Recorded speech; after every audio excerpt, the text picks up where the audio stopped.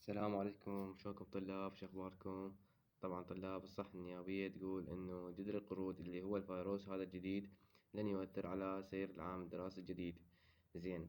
اسمع هواي اخبار انه تقول يعني على اساس اذا صارت حالات لا سمح الله يقصون من الدوام، يخلونه مثلا شلون حال كورونا يعني هي 3 ايام او يومين بالاسبوع يصير يعني تخلص الدوام.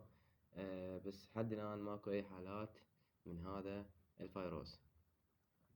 احنا ما نتمنى يصير هذا الفيروس ان شاء الله، والله يبعدنا عنه، والله يبعد كل ما شي بيه يعني مرض او وغير شيء الله يبعدنا عنه.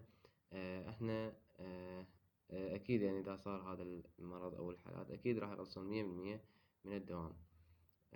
اتمنى لكم موفقية يا شباب طلاب. دعموني اشتركوا بالقناة حتى يصلكم كل ما هو جديد بخصوص هذه الاخبار من وزارة التربية. السلام عليكم ورحمة الله وبركاته.